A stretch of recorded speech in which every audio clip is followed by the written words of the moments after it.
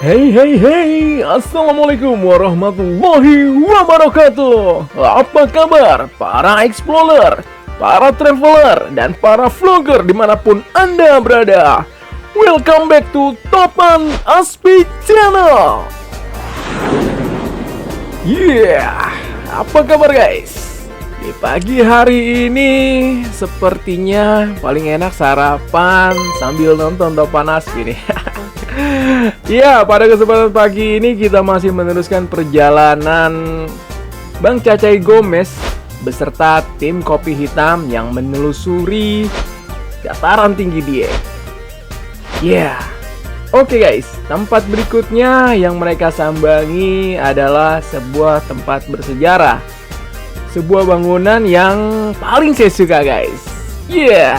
Apalagi kalau bukan Candi Arjuna.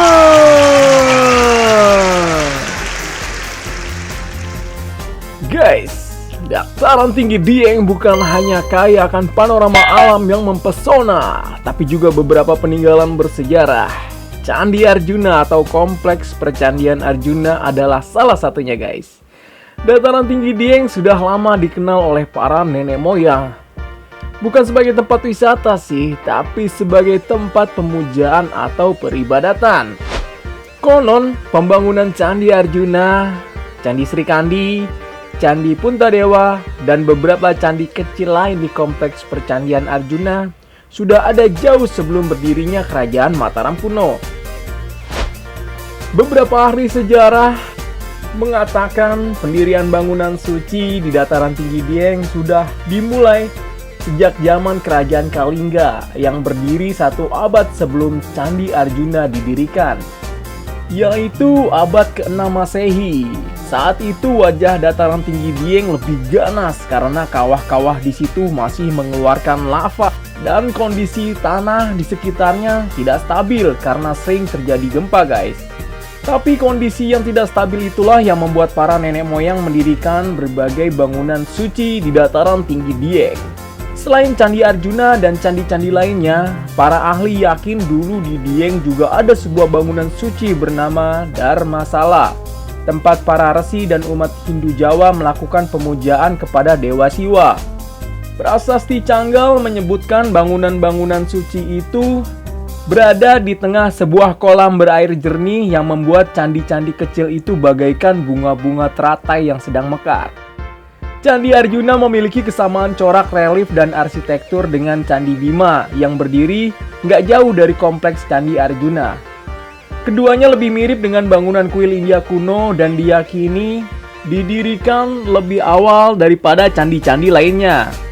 Hal ini membuat kondisi kedua candi tersebut lebih rapuh dan rentan terhadap resiko runtuh atau rusak. Jadi sebagai wisatawan yang baik, penting buatmu untuk menjaga kelestarian Candi Arjuna dengan tidak naik ke atasnya atau duduk dan membuang puntung rokok sembarangan.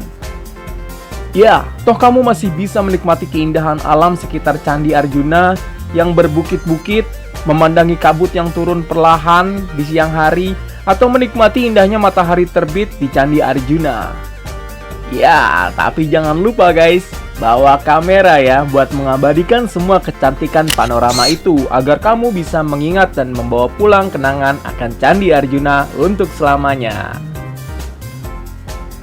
Guys, Kompleks Candi Arjuna Dieng relatif mudah didatangi, baik dengan kendaraan pribadi atau sewaan maupun dengan kendaraan umum.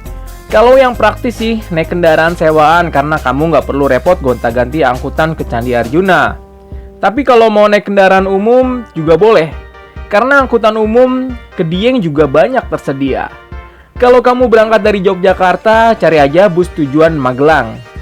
Sampai di terminal Magelang, kamu ganti bis jurusan Wonosobo. Sesampainya di terminal Wonosobo, kamu tinggal cari angkutan umum atau minibus tujuan Dieng. Gampang kan? Nah, kalau kamu naik kereta dari Jakarta atau daerah lain di Jawa Barat, pilihlah kereta api jurusan Purwokerto. Sampai di Purwokerto, kamu tinggal pergi ke terminal, terus naik bis jurusan Wonosobo. Bus ini akan membawamu ke pertigaan Dieng dan kamu bilang aja ke Pak Supir kalau mau turun di pertigaan Dieng guys. Nah, gampang kan? Guys, ada satu lagi fakta yang sangat menarik untuk kita bahas guys. Di mana di kawasan Dieng ini banyak anak-anak kecil berambut gimbal. Dan ada sejarahnya di balik itu semua. Dan Candi Arjuna ini adalah tempat sakral untuk pemotongan rambut anak-anak tersebut guys. Ya, seperti apa ceritanya? Oke, simak yang berikut ini. Check it out!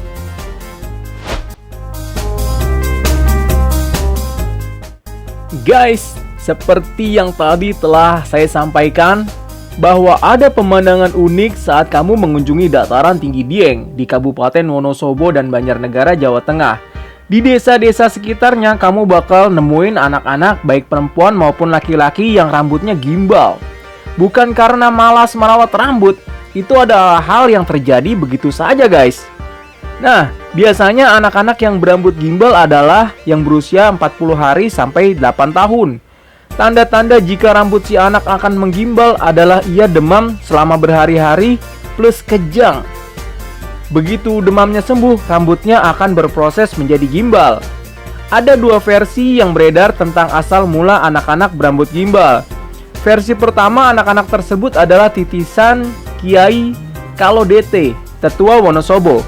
Dikisahkan Kiai Kalodete nggak kuat menahan beban dari rambut gimbalnya yang begitu berat.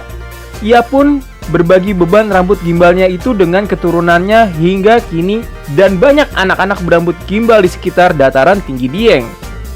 Versi kedua, anak-anak tersebut merupakan titisan sepasang suami istri, Kiai Kalodete dan Dewi Roro Ronce. Kalau dia laki-laki, dia adalah titisan Kalodete. Kalau dia perempuan, dia adalah titisan Roro Ronce. Roro Ronce adalah abdi Nyai Roro Kidul, penguasa pantai selatan. Ia dan Kalodete mendapat tugas dari Nyai Roro Kidul untuk mensejahterakan rakyat. Konon penanda kesejahteraan rakyat ialah dengan lahirnya anak-anak berambut gimbal. Apapun versi dan bagaimanapun kisahnya, keberadaan anak-anak berambut gimbal atau yang biasa disebut anak gembel merupakan fenomena unik yang hanya bisa ditemukan di Dieng. Tentu saja rambut gimbal itu nggak selamanya melekat pada anak-anak tersebut guys. Terdapat sebuah ritual untuk memotong rambut gimbal. Sebelum ritual itu dilaksanakan, orang tua harus mengabulkan apapun yang diminta oleh anak. Apapun harus dituruti, nggak peduli seberapa anehnya permintaan itu. Perlu diketahui, pemotongan rambut gimbal harus dilakukan melalui ritual. Jika dilanggar, anak-anak bisa sakit-sakitan guys. Ada sih yang permintaannya sederhana dan normal seperti baju, es krim, dan boneka. Tapi nggak jarang anak-anak berambut gimbal itu punya permintaan yang aneh-aneh guys. Nih ya, mereka minta perhiasan emas, kambing, marmut, dan anak sapi. Bahkan ada yang minta untuk berfoto dengan burung merak yang sedang merentangkan sayapnya. Nah, bisa pusing 7 keliling kan orang tuanya. Tapi sekali lagi semua itu harus dipenuhi karena kalau enggak maka proses pemotongan rambut nggak bisa dilaksanakan. Saat hari pelaksanaan ritual tiba, anak-anak itu memakai atasan putih dan bawahan kain batik. Di bagian kepala terpasang ikat kepala putih.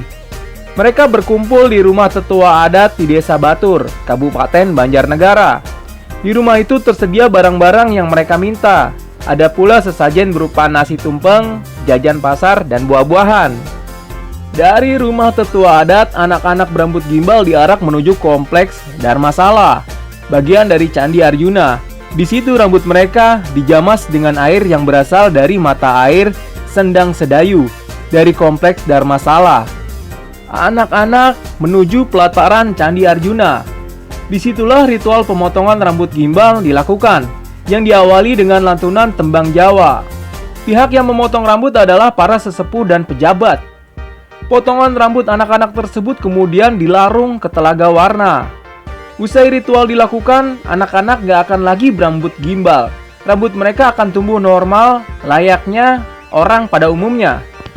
Ritual pemotongan rambut merupakan salah satu atraksi yang menarik perhatian wisatawan yang menghadiri Dieng Culture Festival.